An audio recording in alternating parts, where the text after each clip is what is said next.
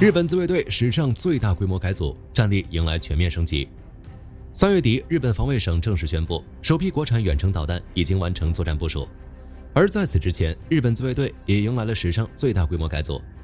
本次改组直指进攻端，防卫舰队彻底消失，取而代之的是水上舰队，下设各种作战群。与此同时，美国全面升级在日装备，德国也加紧与日本展开军事合作。日本这场转型到底能走多远？未来的亚太地区又会发生什么变化？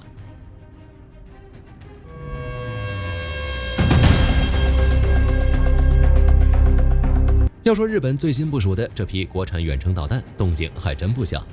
首先是这个部署时间，原本防卫省制定的计划是2027年3月才开始部署，但日本直接提前了整整1年。然后是部署的2款武器，日本防卫省直接将其定义为具备对敌基地攻击能力的武器，其中一款是25式地对舰导弹，属于车载巡航导弹，部署在熊本县的建军驻屯地，它的射程达到了1000公里。从熊本发射，火力足以覆盖朝鲜半岛全境。这款导弹其实就是12式反舰导弹的升级版，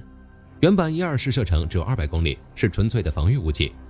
但改进后的25式换装了新型发动机，采用了隐身设计，弹翼布局完全变了样，射程直接拉到原来的5倍。另一款叫25式高速滑翔弹，部署在静冈县的富士驻屯地，这是一款高超音速武器，它采用助推滑翔技术，飞行速度超过5马赫。而且飞行轨迹不可预测，现有的防空系统基本很难拦截，基本上是目前日本突防能力最强的远程武器。这还只是初始型号，实际上日本还在研发升级版，也就是 Block 2A 型号，届时射程将提升到2000公里，计划2027财年开始部署。而最终的 Block 2B 型号射程将达到约3000公里。这2款导弹的就位显然已经超出了自卫的程度，但导弹部署只是日本这场军事转型的一部分。真正关键的其实是对自卫队的改组，这次改组直接指向一个方向：进攻。2026年3月23日，日本防卫省正式启动了自卫队史上最大规模的改组，核心就是海上自卫队。成立于1961年的护卫舰队被彻底废除，取而代之的是一个全新的编制——水上舰队。这可不是简单的改名，护卫这个词本身就带着浓厚的防御色彩，事实也的确如此。一直以来，护卫舰队的核心任务就是护航与守卫，新名字则彻底中性化，起码听起来像是可以主动出击的样子。命名的转变也宣示着日本军事理念的彻底转向。新的水上舰队作为一线核心打击力量，下设3个水上战群，外加巡逻防御群和两栖战与水雷战群。其中第1和第2水上战舰的旗舰正是已经完成航母化改装的出云号和加贺号。这也标志着日本的海上力量正式迈入航母战斗群时代。第3水上战群的旗舰则为日向级直升机护卫舰，旗舰之外，每个水上战群都配备12到13艘舰艇。说白了，就是把原来分散的护卫舰、扫雷艇甚至登陆舰全部整合，统一指挥。目标就是打造具备综合攻防能力的实战化舰队。这里面最值得关注的是两栖战与水雷战群，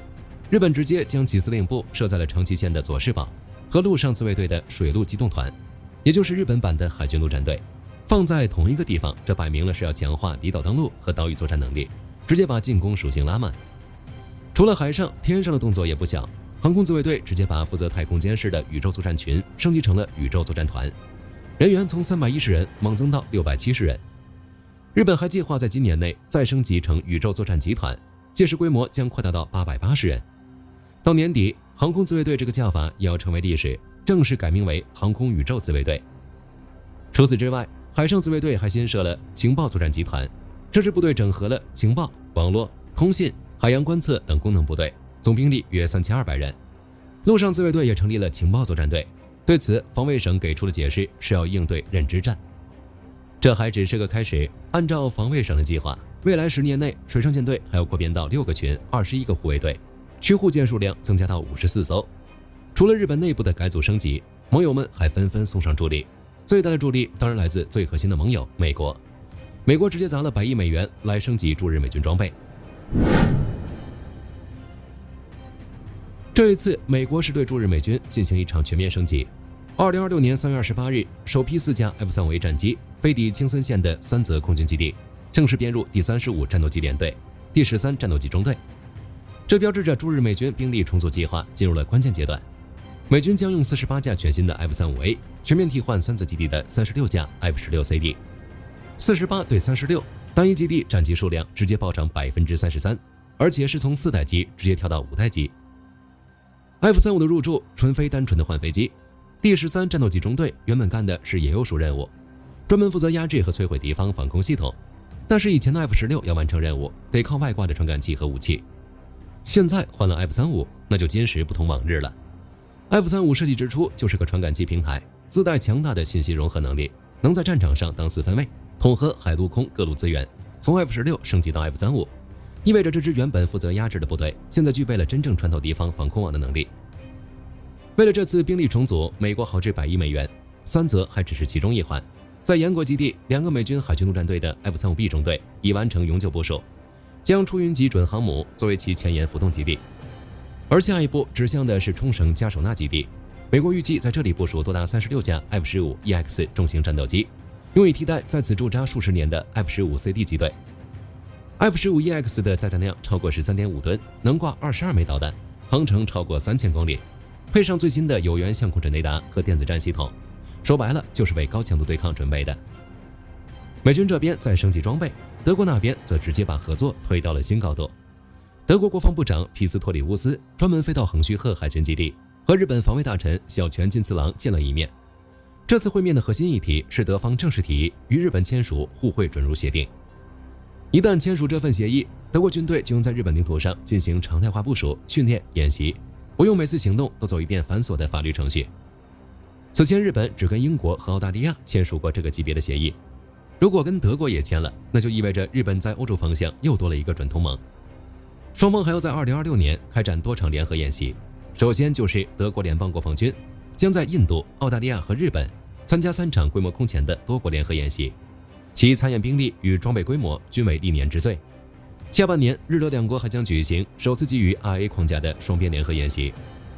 军工合作也在同步推进。根据德国商报的报道，德国导弹制造商金牛座系统公司已经和日本川崎重工业公司谈判，计划联合研发新一代巡航导弹。此外，双方还敲定了舰载电子对抗设备的联合研发计划，这意味着德日军工合作也迈入了新的阶段。其实这几年来，德日两国一直在加强军事合作。2021年，德日签了情报保护协定，开始在安保领域互相提供情报。2024年又签了物资劳务相互提供协定，简化后勤保障。2025年，日本 F-15战斗机首次飞抵德国参加演习。他们之所以加强合作，理由也很简单：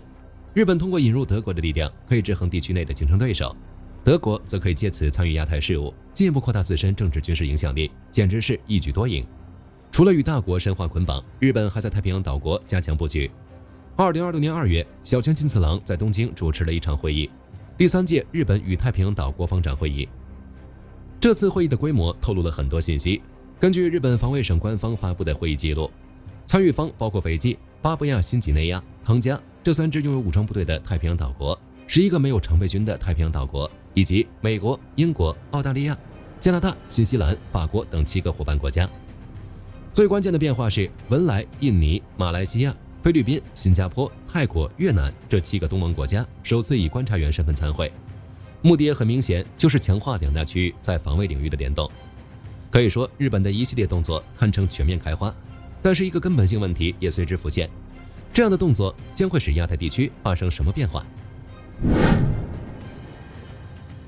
逻辑也很简单，手上有货了，日本就能从一个接受保护的国家转变成一个参与规则制定的国家，这使得日本无论是在同盟还是在地区关系中，话语权和分量都将远超以往。过去的日本在美国的亚太布局里扮演的角色其实挺单一的，前沿基地只需要提供场地和配合即可。但现在不一样了，远程导弹有了，进攻性作战部队有了，日本正在从前沿基地升级为打击平台。这意味着日本将不再只是美军亚太行动的配角，而是美国的行动伙伴，这直接大幅扩展了美国在亚太的作战选项。F-35、F-15EX 远程导弹的部署，美日直接深度融合，两军加速走向一体化作战。那么以前需要从关岛甚至更后方发起的打击，现在可以直接从日本列岛发起，反应速度更快，体系韧性也更强。这种深度合作既强化了同盟的威慑力，也使得任何针对日本的冲突都将自动引发与美军更紧密、更及时的协同反应。当然，对日本自身而言，这场转型也将不可避免地带来一些代价，例如年年暴涨的防卫费将持续挤压社会福利、教育等其他公共预算。自卫队性质的悄然转变，也可能在国内引发不满情绪。不过，为了拥有真正的军事力量，这些都可以暂时忽略。真正让亚太局势变得复杂的，还是德国的入局。日本似乎有意拉更多国家通过各种方式加强在亚太地区的常态化存在，这就使得亚太地区从一个以中美两强为主要博弈方的结构，加速演变为一个多极力量深度介入、频繁互动的复杂场域。而日本就位于这个场域的中心交汇点，它是美国核心盟友，是欧洲印太转向的东方支点，也是拉拢东盟与太平洋岛国的关键推手。这种枢纽地位将极大增强日本的地缘政治分量，不过也会使得地区出现任何风吹草动都可能牵动全球多个大国的神经。日本这场转型升级要走多久、跑多远，目前尚不明朗。但是有一点已经很清楚了，亚太地区的安全格局正在被武装起来的日本悄悄改写。本期视频到这儿就结束了，各位觉得日本的军事力量将会发展到什么程度？欢迎在评论区留言，大家一起讨论。我是火力军，下期见。好的，各位观众朋友们，